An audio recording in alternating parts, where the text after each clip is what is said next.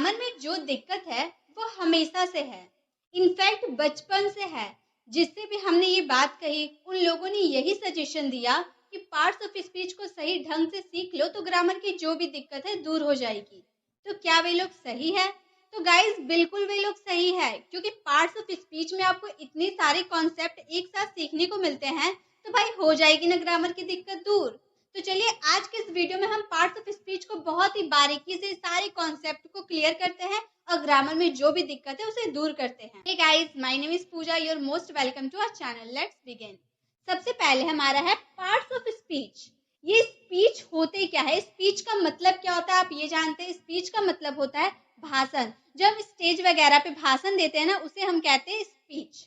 Speech बनता कैसे है? स्पीच बनता है कलेक्शन ऑफ सेंटेंसेस। ये सेंटेंसेस क्या होते हैं? सेंटेंसेस होते हैं वाक्य। जो हम बहुत सारे वाक्य बोलते हैं ना, डेली यूज कॉन्वर्सेशन में हम बहुत सारे सेंटेंसेस बोलते हैं, तो सेंटेंसेस, बहुत सारे सेंटेंसेस को मिला के ही एक स्पीच को रेडी किया जाता है। तो स्पीच कैसे बनते हैं? कलेक्शन ऑफ सेंटेंसेस से। और ये सेंटेंसेस, ये जो वाक्य है, ये कैसे बनते हैं? ये बनते कलेक्शन ऑफ वर्ड्स। वर्ड्स यानी कि शब्द, बहुत सारे शब्दों को मिलाकर एक सेंटेंसेस का निर्माण होता है। तो स्पीच बन गए कलेक्शन ऑफ सेंटेंसेस से और सेंटेंसेस बन गए कलेक्शन ऑफ वर्ड्स से।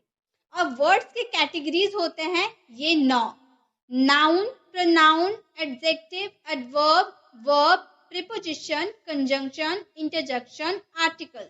ये सारे वर्ड्स के कैटेगरीज है जो आज की इस वीडियो में हम सीखने वाले हैं। तो यहाँ पे ये बात तो क्लियर हो गई कि स्पीच बनता है कलेक्शन ऑफ सेंटेंसेस से और सेंटेंसेस बनते हैं कलेक्शन ऑफ वर्ड्स से। और वर्ड्स के कैटेगरीज होते हैं 9 जो आज की इस वीडियो में हम सीखने वाले हैं बहुत ही बढ़िया तरीके से, बहुत बढ़िया तरीके से सीखने वाले हैं। हम लोगों ने बचपन में ही पढ़ा था कि पार्ट्स ऑफ स्पीच होते क्या हैं। हमारे टीचर ने हमें बहुत बार पढ़ाया था और हमने डिफिनेशन को लर्न भी किया था। जब टीचर ने हमसे सवाल किया था what is noun, what is pronoun, what is verb, हम लोगों ने बहुत इजीली तरीके से उसके डिफिनेशन का आंसर दे दिया था, क्योंकि हम लोगों को इसकी डिफिनेशन तो बहुत अच्छे से याद थी। लेकिन क्या इतनी सारी सबकी डिफिनेशन याद करने के बावजूद क्या आपकी इंग्लिश इंप्रूव हो पाई? नहीं हो पाई, क्योंकि सिर्फ डिफिनेशन को लर्न करना ही सारी प्रॉब्लम को सॉल्यूशन नहीं है। हम व्हाट इज नाउन तो हम लोगों ने पढ़ लिया, डेफिनेशन को बहुत ही ट्रेडिशनल मेथड से हम लोगों ने पढ़ लिया, लेकिन जब हम धीरे धीरे बड़े हुए, हमारे सामने सेंटेंसेस आई, तो हम सेंटेंसेस को देखकर घबरा गए कि सेंटेंसेस में आखिर नाउन क्या है, प्रोनाउन क्या है, कैसे पहचाने, कहाँ पर किसका यूज करें, हमें समझ नहीं आता है। क्यों नहीं आता है? क्योंकि हम लोगों ने सिर्फ डिफिनेशन को ही पढ़ा है, उसके ट्रिक्स को नहीं जानते कि भाई उसे पहचाने कैसे, उसे लगाए कैसे कहीं पर। आज की इस वीडियो में आपकी हर डाउट को क्लियर कर दूंगी, बिल्कुल जड़ से खत्म कर दूंगी। मैं आपको ट्रेडिशनल मैटर से भी बताऊंगी, साथ में आपको बहुत सारे ट्रिक्स भी बताऊंगी जिससे आप नाउन, प्रोनाउन, वर्ब को आसानी से पहचान सकते हो और अपनी ग्रामर को है ना इम्प्रूव कर ही लेंगे। तो चलिए सबसे पहले हम देखते हैं हमारा all time favourite noun. Noun तो हम लोगों ने काफी बार सुना है, नाउन यानी कि संज्ञा। नाउन यानी कि संज्ञा। संज्ञा एक ऐसा शब्द है जो किसी वस्तु, विचार, जानवर, स्थान या व्यक्ति के नाम का बोध कराता है। A noun is a word that is name of a things, an idea, an animal, a place or a person. Noun एक ऐसा शब्द है जो किसी name यानी कि नाम, और थिंग यानी कि वस्तु, an idea यानी कि विचार, an animal यानी कि जानवर, a place यानी कि जगह, a person यानी कि व्यक्ति का बोध कराता है। अब डेफिनेशन पढ़ लिया हम लोगों ने, डेफिनेशन याद कर लिया, तो क्या सेंटेंसेस को हम बना लेंगे? क्या सिर्फ व्यक्ति का नाम, जानवर का नाम, वस्तु का नाम को देखकर हम समझ जाएंगे कि वो नाउन है? जी नहीं, बिल्कुल नहीं समझ सकते। इसके लिए चाहिए हमें ट्रिक। तो चलिए ट्रिक को भी देख लेते हैं। संज्ञा को कैसे पहचाने, नाउन को कैसे पहचाने? तो 3 है, हार्ट में काउंट कीजिए 3। सी, फील, टच। सी, फील, टच, इससे हम पहचानेंगे नाउन।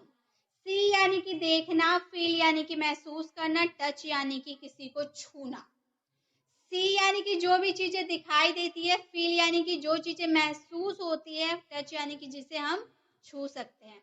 वो सारे क्या है? हमारे नाउन है, जिसे हम देख सकते हैं, जिसे हम महसूस कर सकते हैं, जिसे हम टच कर सकते हैं, वो सारे क्या है? नाउन है हमारे। अब सी यानी कि जो चीजें दिखाई देती है, chair, fan, table, pen, book, ये सारे हम देख सकते हैं ना, चेयर को यानी कि कुर्सी देख सकते हैं, पंखा देख सकते हैं, टेबल देख सकते हैं, पेन देख सकते हैं, बुक देख सकते हैं, ये सारी चीजें हम देख सकते हैं। तो क्या ये नाउन है? जी बिल्कुल, ये नाउन है। दुनिया में ऐसी कोई भी चीज है जिसे हम देख सकते हैं, वो सारे क्या है? नाउन है। बिल्कुल क्लियर। जो चीजें हम देख सकते हैं वो क्या है? नाउन है। फील यानी कि जो चीजें महसूस होती है हमें, air, happiness, sadness, illness, softness, hardness. Air यानी कि हवा, वायु हमें महसूस होती है ना, हम गार्डन वगैरह में जाते हैं, हवा चलती है, हमारे बदन को टच करती है, हमें महसूस होती है ना, लेकिन हम कभी उसे देख सकते हैं? हवा को हमने कभी देखा है? नहीं देखा है। छुआ है? नहीं छुआ है। सिर्फ महसूस हमने किया है हवा को। महसूस किया कि आज ठंडी हवा चल रही है, आज गर्म हवा चल रही है, महसूस करते हैं हम, तो वो क्या फील कर रहे हैं ना, तो वो क्या है? नाउन है। हैप्पीनेस यानी कि खुशी, खुशी हम देख सकते हैं? नहीं देख सकते। हम उसे महसूस कर सकते हैं कि भाई आज बहुत खुश है, हम बहुत हंस रहे हैं, बहुत खुश है हम, तो वो क्या हो गया? नाउन। सैडनेस, बहुत दुखी है, दुख इतना दुख है कि जाकर हम चुपचाप से सो गए, बहुत दुख है हमको, तो वो हम देख सकते हैं? दुख को नहीं देख सकते, महसूस करते हैं, तो सैडनेस क्या हो गया? नाउन। इलनेस, बीमारी, आज पैर में दर्द है, हाथ में दर्द है, बदन में दर्द है, ये इलनेस है। हम इसे देख नहीं सकते लेकिन महसूस करते कि भाई आज हाथों में बहुत दर्द है, तो वो क्या हो गया? नाउन। सॉफ्टनेस, बहुत मुलायम है, हार्डनेस, बहुत कठोर है। ये सारी चीज हम महसूस करते हैं ना कि हाँ आज ये है, वो है, ये सारे महसूस करते हैं कि आज गर्म हवा चल रही है, आज ठंडी हवा चल रही है, महसूस हो रहा है, तो वो क्या है? नाउन है, जिसे हम फील कर रहे हैं। अब बारी आई टच यानी कि छूना, जिसे हम छू सकते हैं। Chair, fan, table, book, pen वगैरह वगैरह, जिसे भी हम देखते हैं उसे हम टच भी तो कर सकते हैं। अब बेड को मैंने देखा तो उसे हम टच भी तो कर सकते हैं। तो वही बात हो गई, जिसे हम देख सकते हैं, फील करते हैं या फिर टच करते हैं, वो सारे हो गए हमारे नाउन। सारे नाउन हो गए। क्लियर? जैसे यहाँ पे आप देख सकते हैं, पेन है, बुक है, फ्लावर है, लैपटॉप है, बिस्किट है, कप है, माउस है, यहाँ पे घर है, यहाँ पे क्लॉक है, सोफा है, पिलो है, अलमीरा है, टेडी बियर है। तो यहाँ पे बहुत सारी चीजें, जितनी चीजें भी मैंने बताया, ये सारे हम देख सकते हैं ना, देख सकते हैं और छू भी सकते हैं। लैपटॉप को आपने छुआ है? बिल्कुल, मैंने देखा भी है और छुआ भी है, तो ये क्या है? हमारे नाउन है। सोफा, सोफा पे तो हम बैठे हैं तो टच तो हो रहा है और देख भी रहे कि हाँ भाई ये सोफा है, तो ये क्या है? नाउन।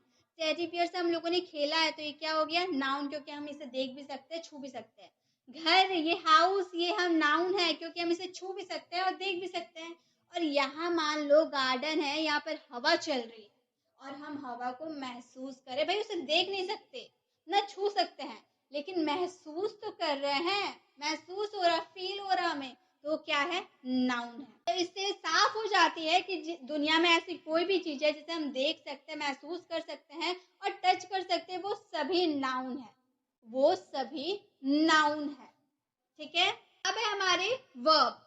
वर्ब यानी कि क्रिया। कोई भी सेंटेंस में कोई काम होता है, जैसे राम खेल रहा है, खेलने का काम हो रहा है ना, तो वो क्या है? वर्ब है। तो कोई भी शब्द में जो काम होता है उसे हम वर्ब कहते हैं। जैसे क्रिया एक ऐसे शब्द या शब्दों का समूह है जिसका उपयोग यह इंगित करने के लिए किया जाता है कि कुछ होता है या मौजूद है। A verb is a word group of words that is used to indicate that something happens or exists. अब डेफिनेशन से कुछ समझ में आया?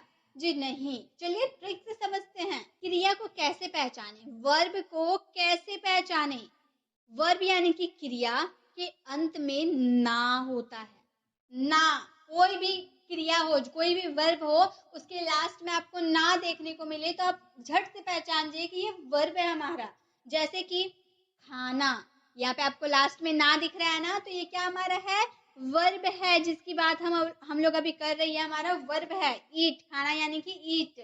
पढ़ना, ना देखने को मिल गया ना, यानी कि रीड, ये भी हमारा वर्ब है। खेलना, यहाँ भी ना दिख गया। प्ले यानी कि ये भी हमारा वर्ब है। लिखना, यहाँ भी ना है, तो ये भी क्या हमारा है? वर्ब। राइट। तो खाना, पढ़ना, खेलना, लिखना, ये सारे क्या है? वर्ब है। जो किया जाता है वही तो क्रिया होता है। राम खेल रहा है तो खेलना, खेलना क्या हो गया? हमारा वर्ब हो गया। तो कोई भी सेंटेंस में जो काम होता है ना, काम को ये कौन दिखाता है? वर्ब दिखाता है, वही हमारा वर्ब होता है। ठीक है, वर्ब हो गई क्लियर। अब है हमारा थर्ड एडजेक्टिव यानी कि विशेषण। एडजेक्टिव यानी कि विशेषण। विशेषण एक ऐसा शब्द है जो हमें संज्ञा के बारे में कुछ और बातें बताता है या एक संज्ञा का वर्णन और संशोधन कराता है। An adjective is a word that tells us more about a noun. It describes or modifies a noun. Definition में यही समझ में आया कि जो विशेषण होता है संज्ञा के बारे में कुछ बताता है, कुछ बातें बताता है। क्या बताता है वो भी देखते हैं। तो एडजेक्टिव को पहचानने का बेस्ट तरीका है गुड, बैड, न्यूट्रल। अच्छा, बुरा, सामान्य या उदासीन। अच्छा यानी कि किसी की अच्छाई बताना विशेषण है, किसी की बुराई बताना विशेषण है। और सामान्य और उदासीन क्या है? ना किसी की आप अच्छाई कर रहे हो ना आप किसी की बुराई कर रहे हो, लेकिन उसकी विशेषता आप बता रहे हो। जैसे कि गुड यानी कि अच्छाई किसी का हम कैसे बताते हैं? ब्रेव, बहुत बहादुर है वो, हर काम कर लेता, बहुत बहादुरी से सारे काम को करता है। तो वो क्या हम उसकी अच्छाई बता रहे हैं ना, उसकी विशेषता बता रहे हैं, अच्छाई वाली विशेषता बता रहे हैं हम उसकी। इंटेलिजेंट, बहुत तेज है, दिमाग बहुत घोड़े जैसा दौड़ाता है, बहुत इंटेलिजेंट है। हैंडसम, बहुत ही गुड लुकिंग है, बहुत हैंडसम है। ब्यूटीफुल, बहुत सुंदर लड़की है वो। हार्ड वर्किंग, बहुत मेहनती है। ऑनेस्ट, बहुत ईमानदार है, बहुत ज्यादा ईमानदार है। तो जब किसी की अच्छाई आप बता रहे हो, उसकी विशेषता को, अच्छाई वाली विशेषता को बता रहे हो, तो वो क्या हो गया? हमारे एडजेक्टिव हो गए। बैड यानी कि बुराई, किसी की बुरा वाला विशेषता बताते हो। जैसे कि कॉवर्ड, बहुत कायर है, हमेशा दूसरों के पीछे छुपा हुआ रहता है, पीठ पीछे बातें करता है, तो वो बहुत ही कायर है। तो वो क्या हो गया? उसकी बुराई हो गया, लेकिन विशेषता बता रहे, बुराई वाली विशेषता बता रहे। अगली, देखने में बहुत बदसूरत है, वो क्या हो गया? उसकी बुराई हो गई, विशेषता हो गई। टिमिड, बहुत डरपोक है, बहुत डरपोक। डिसऑनेस्ट, बेईमान है वगैरह वगैरह, बहुत ही बेईमानी करता है। तो जब भी आप किसी की बुराई वाली विशेषता कि वो कायर है, वो डरपोक है, वो बदसूरत है, ये किसी की विशेषता बता रहे, बुराई कर रहे लेकिन विशेषता है ये, तो ये क्या हो गया? हमारे एडजेक्टिव हो गया। न्यूट्रल, सामान्य, उदासीन क्या होता है? जैसे कि मान लो आपके सामने से कोई लड़की पार हो रही है, वो बहुत ही लॉन्ग है। अब आप कमेंट कर रहे हो कि कितनी लंबी है वो, आप विशेषता बता रहे हो कि कितनी लंबी है, लेकिन क्या आप उसकी अच्छाई कर रहे हो? क्या उसकी बुराई कर रहे हो? ना अच्छाई कर रहे हो, लंबा होना ना किसी की अच्छाई है ना बुराई है, ये न्यूट्रल है। ना आप उसकी अच्छाई कर रहे हो ना आप उसकी बुराई कर रहे हो, लेकिन आप उसकी विशेषता जरूर बता रहे हो कि वो लंबा है, वो लीन है, पतली दुबली है। हेल्दी, मान लो कोई बच्चा है गोलू मोलू सा है, आपने उसे देखा और बोला कि कितना हेल्दी है, कितना गोलू मोलू है, क्या आपने उस बच्चे की बुराई की, अच्छाई की? नहीं, आप सिर्फ इतना बोल रहे हो कि वो हेल्दी है, गोलू मोलू है, तो आप उसकी विशेषता बता रहे हो लेकिन अच्छाई बुराई नहीं कर रहे हो। तो वो हमारे क्या हो गए? एडजेक्टिव। तो एडजेक्टिव पहचानने का यही तरीका है, गुड, बैड, न्यूट्रल, यही हमारे हो गए एडजेक्टिव। अब देखिए, टीना इज अ ब्यूटीफुल गर्ल। टीना एक लड़की है। टीना क्या है? ब्यूटीफुल। ब्यूटीफुल यानी कि सुंदर, देखने में बहुत ही खूबसूरत है, बहुत ही सुंदर है, तो ब्यूटीफुल यानी कि सुंदर। टीना इज अ डिसऑनेस्ट गर्ल, बहुत ही बेईमान है। डिसऑनेस्ट यानी कि बहुत बेईमान है, हमेशा बेईमानी करती है। टीना इज अ लीन गर्ल। लीन यानी कि पतली दुबली है, बहुत ही पतली दुबली है, खाती पीती घर की नहीं है, बहुत ही पतली दुबली है। तो ये क्या हो गया? पहले तो हम लोगों ने इसकी अच्छाई बता दी, गुड की बात कर दी, अच्छाई हम लोगों ने इसकी बता दी, ये भी विशेषता है। दूसरा, बैड यानी कि उसकी बुराई की बात हम लोगों ने कर दी। और तीसरा, न्यूट्रल, उसकी ना अच्छाई मैंने की ना बुराई की, लेकिन मैंने विशेषता उसकी बताई। तो यही हमें पहचानना है। हमारा फोर्थ, एडवर्ब। एडवर्ब यानी कि क्रिया विशेषण। अभी हम लोगों ने क्रिया भी पढ़ा यानी कि वर्ब, और विशेषण भी पढ़ा यानी कि एडजेक्टिव। अब दोनों का मिली भगत क्या हो गया? एडवर्ब यानी कि क्रिया विशेषण। क्रिया विशेषण एक ऐसा शब्द है जो किसी क्रिया विशेषण या किसी अन्य क्रिया विशेषण के बारे में वर्णन करता है या अधिक जानकारी देता है। An adverb is a word that describes or gives more information about a verb, an adjective or another adverb. Adverb को पहचाने कैसे? Adverb की पहचान कैसे करें? Adverb यह बताता है कि काम कैसे हो रहा है। Adverb का काम है यह बताना कि काम कैसे हो रहा है। How to work is going on, काम कैसे हो रहा है। जैसे यहाँ पे देखिए आप, रोहन runs slowly, slowly यानी कि धीरे, रोहन runs यानी कि दौड़ा, रन्स यानी कि दौड़ना, दौड़ना ये हमारा ना हो गया, यानी कि ये क्या हो गया हमारा वर्ब, वर्ब हो गया ना, यानी कि सोहन रन्स स्लोली, रोहन धीरे दौड़ रहा है। अब ये जो धीरे आप बोल दे रहे हैं ना, एक तो और एक पहचानने का तरीका है, जब एल वाई आप देख ले रहे हैं तो एल वाई वाला एडवर्ब होता है, लेकिन यहाँ पे आपको एल वाई देखने को नहीं मिला। तो अब जब किसी की क्रिया विशेषण की बात, किसी की क्रिया के बारे में बता रहे हो तो वो हमारा एडवर्ब होता है। जैसे कि रोहन रन स्लोली, रोहन धीरे दौड़ रहा है।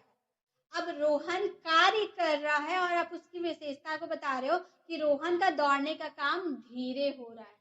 रोहन रन्स फास्ट, रोहन तेज दौड़ रहा है। अब रोहन की दौड़ने क्रिया की भी बात बता रहे हो, विशेषण भी बता रहे हो कि रोहन का जो काम है दौड़ने का वो तेजी से हो रहा है। रोहन रन स्विफ्टली, मतलब बहुत ही आराम से हवाओं का मजा लेते लेते दौड़ रहा है। रोहन रन्स जेंटली, आराम से रोहन दौड़ रहा है। हरीडली मतलब बहुत ही हड़बड़ाहट में रोहन दौड़ रहा है। रोहन रन्स रैपिडली, बहुत ही तेजी से दौड़ रहा है रोहन। यहाँ पे आप सोहन की विशेषता बता रहे हो और क्रिया की विशेषता बता रहे हो, क्रिया विशेषण की बात बता रहे हो, तो वही हमारा हो जाता है एडवर्ब। जब आप किसी की क्रिया की विशेषता को बताते हो तो वह हमारा एडवर्ब होता है, ठीक है। जब किसी की क्रिया की विशेषता बताते हो आप तो वो हमारा एडवर्ब होता है। और एक इजी तरीका मैंने आपको बताया, जिसके भी लास्ट में एल वाई आपको देखने को मिले वो हमारा एडवर्ब होता है। अगर बाय चांस किसी में आपको देखने को ना मिले तो आप इस तरह से समझ जाइएगा कि कब जब किसी की क्रिया की विशेषता बताई जाती है तो वो हमारा एडवर्ब होता है। अब हमारा नेक्स्ट प्रोनाउन यानी कि सर्वनाम। प्रोनाउन यानी कि सर्वनाम। सर्वनाम वह शब्द है जो संज्ञा के स्थान पे प्रयुक्त किया जाता है, मतलब संज्ञा से जुड़ा हुआ रहता है। ये तो नाउन सीखा तो प्रोनाउन नहीं सीखेंगे तो कैसे चलेगा। A pronoun is a word that is used in a place of a noun. Noun की जगह पे pronoun का यूज किया जाता है। अब pronoun की पहचान कैसे करें। संज्ञा यानी कि नाउन, संज्ञा को हम क्या बोलते हैं, नाउन के बदले आने वाले शब्द को सर्वनाम कहते हैं। जैसे कि रानी एक डॉक्टर है, रानी क्या है, एक डॉक्टर है, तो हम क्या बोलेंगे, रानी इज अ डॉक्टर। रानी क्या है, हमारी नाउन है ना, नाम हम लोगों ने स्टार्टिंग में ही पढ़ा, नाउन में पढ़ा, किसी के नाम को हम नाउन बोलते हैं, ठीक है, नाउन। अब मैंने बोला वह एक डॉक्टर है, सी इज अ डॉक्टर, तो रानी की जगह हम लोगों ने वह का यूज किया, यानी कि सी का यूज किया, तो रानी की जगह नाउन के बदले हम लोगों ने सी का यूज किया, यही हमारा है प्रोनाउन। रानी एक फीमेल थी, फीमेल के लिए हम लोगों ने सी का यूज किया। अगर हम मेल की बात करते तो हम वहां पर ही का यूज करते, ठीक है। तो यहाँ पे रानी एक फीमेल थी इसलिए हम लोगों ने सी का यूज किया और यही सी हमारा प्रोनाउन हो गया, क्योंकि नाउन की जगह पे हम लोगों ने इसका यूज किया है, इसीलिए ये प्रोनाउन हुआ। प्रोनाउन क्या क्या होते हैं हमारे, I, you, we, they, he, she, it वगैरह वगैरह जो भी हो, ये सारे हमारे क्या होते हैं, प्रोनाउन होते हैं, ठीक है। ये सारे हमारे प्रोनाउन है, किसी भी संज्ञा के स्थान पे इसका यूज किया जाता है। अब है प्रीपोजिशन। प्रीपोजिशन, प्री यानी कि पहले, पोजीशन यानी कि स्थान, ये हमारा शॉर्ट ट्रिक है, मैंने प्रीपोजिशन वाली वीडियो में भी आपको बताया था। इसको हिंदी में बोलते हैं संबंध सूचक, संबंध सूचक अवयव, ठीक है। संबंध सूचक अवयव को कैसे पहचाने। प्रीपोजिशन मूलत वस्तु की पोजीशन, स्थान या अवस्था को बताता है। प्रीपोजिशन, प्रीपोजिशन क्या करता है, किसी भी वस्तु के पोजीशन को बताता है कि बुक है चेयर के नीचे रखी हुई है, बिल्ली है टेबल के नीचे बैठी हुई है, घड़ी है दीवार पे टंगी हुई है, मतलब किसी वस्तु की पोजीशन को बताता है कौन, प्रीपोजिशन। प्रीपोजिशन जैसे the book is on the table, the book is on the table, book table के ऊपर है, ऑन का क्या, पोजीशन बता रहा ना, ये जो बुक है ना वो कहाँ है, टेबल के कहाँ है, ऊपर है, बुक की पोजीशन को कौन बता रहा है, ऑन, ये ऊपर है, ठीक है, सटी हुई है, ऊपर है। तो प्रीपोजिशन क्या क्या होता है, in, at, upon, under, up, down, across, behind, in front of, etc वगैरह वगैरह, बहुत सारे प्रीपोजिशन होते हैं जो मैंने आपको बहुत बार अच्छे से क्लियर किया है। आप देख सकते, आप हमारे प्रीपोजिशन वाले वीडियोस को देख सकते हैं, उससे आपके प्रीपोजिशन में 100% सारे डाउट्स क्लियर हो जाएंगे, क्योंकि मैंने बहुत ही अच्छे तरीके से बताया इमेज के साथ। प्रीपोजिशन का क्या काम होता है, किसी भी वस्तु की पोजीशन को बताना, ये आखिर जो वस्तु है वो कहाँ है, टेबल के नीचे है, टेबल के ऊपर है, दीवार के ऊपर है, कहाँ है, वो सारे पोजीशन कौन बताता है, प्रीपोजिशन बताता है। अब है हमारे कंजंक्शन। कंजंक्शन का मतलब होता है समुचय बोधक। कंजंक्शन के बारे में भी मैंने आपको वीडियोस में बता रखी, सारे कंजंक्शन एक ही वीडियो मैंने आपको बताया है, आप चाहें तो वो विजिट कर सकते हैं। कंजंक्शन एक ऐसा शब्द है जिसका प्रयोग दूसरे शब्दों, वाक्यांशों या वाक्यों को जोड़ने के लिए किया जाता है। A conjunction is a word that is used for joining other words, phrases और सेंटेंसेस। जैसे दो शब्दों को वाक्यों में जोड़ने वाले शब्द को कंजंक्शन कहते हैं। बहुत ही आसान शब्दों में, बहुत ही आसान भाषा में मैंने आपको बताया। दो शब्द जैसे Ram is a good boy, Sohan is a good boy, दो सेंटेंस है, दोनों सेंटेंस को आपस में जोड़ने का काम कौन करता है? कंजंक्शन करता है। दो शब्दों को आपस में जोड़ने का काम। जैसे Soni and Rani are studying. मान लो एक सेंटेंस होगा, Soni is, Soni is studying और रानी इज स्टडिंग। आर का कोई काम नहीं है। Soni is studying, Rani is studying. दो सेंटेंस को हम लोगों ने जब आपस में कनेक्ट किया, आपस में जोड़ दिया, तो क्या बन गया? Soni and Rani are studying. दोनों तो एक ही मतलब है। पहले था सोनी पढ़ाई कर रही है, रानी पढ़ाई कर रही है। अब हम बोले Soni and Rani are studying, सोनी और रानी पढ़ाई कर रही है। दोनों तो हिंदी सेंटेंसेस एक ही है, बस हम लोगों ने क्या किया? इसे कनेक्ट कर दिया। किसके द्वारा? एंड के द्वारा। रानी और सोनी को जोड़ने का काम कौन कर रहा? एंड, यानी कि और। यही हमारा क्या है? कंजंक्शन है। तो दो सेंटेंसेस को आपस में जोड़ने का काम ही कंजंक्शन का होता है। तो आप इसमें जरा सा भी कंफ्यूज ना हो, क्योंकि दो सेंटेंसेस को आपस में जोड़ना कंजंक्शन का काम होता है। दो बड़े बड़े सेंटेंसेस या फिर दो छोटे छोटे सेंटेंसेस को आपस में कनेक्ट करना कंजंक्शन का काम है। कंजंक्शन क्या क्या होता है? एंड, और। एंड यानी कि और यानी कि या। और मतलब आप और नहीं समझ लीजिएगा, या। एंड मतलब और मतलब या। But actually later, both, if, now, yet, so, while, as, even, etc वगैरह वगैरह बहुत सारे होते हैं। तो ये सारे हमारे कंजंक्शन है। इनकी हेल्प लेकर हम दो सेंटेंसेस को आपस में कनेक्ट करते हैं। इंटरजेक्शन, इंटरजेक्शन यानी कि विस्मयादि बोधक। हिंदी वाले कितने बड़े नाम होते हैं। तो हम क्या याद रखेंगे? इंटरजेक्शन। अब इंटरजेक्शन में से ये टर को हटा दीजिए। ये टर को हम लोगों ने हटा दिया, क्या बन गया? इंजेक्शन। क्या है? इंजेक्शन। अब इंजेक्शन तो आपने लिया होगा ना। देखिए इसका डेफिनेशन पहले हम देख लेते हैं। इंटरजेक्शन एक शब्द या वाक्यांश है जिसका उपयोग आश्चर्य, दर्द, खुशी आदि को व्यक्त करने के लिए किया जाता है। An interjection is a word or phrase that is used to express surprise, pain, pleasure, etc. मतलब इंटरजेक्शन का काम होता है कोई अचानक से सडनली कोई भाव एक्सप्रेस करना। जैसे मान लो डॉक्टर ने आपको इंजेक्शन दिया, तो अचानक से सडनली आपको अजीब से फीलिंग्स आती है ना, वही फीलिंग्स तो इंटरजेक्शन है। अचानक आई फीलिंग्स, चाहे वो सरप्राइज वाले हो, पेन वाले हो, प्लेजर वाले हो, कोई सा भी फीलिंग्स हो, वो क्या होते हैं? हमारे इंटरजेक्शन होते हैं। जैसे कि ये अचानक आई फीलिंग्स है। इंटरजेक्शन क्या? अचानक आई फीलिंग्स यानी कि भावना है, उत्साह यानी कि एक्साइटमेंट को दर्शाता है। जैसे वाओ व्हाट अ कार। और वाह, मान लो आप घर के अंदर थे, अब घर से बाहर आए और आपने देखा सामने एक सुंदर सी कार है। अब सडनली आप बाहर आए, सडनली आपके मन में ऐसी feelings I, wow what a car, कितना सुंदर है ये कार।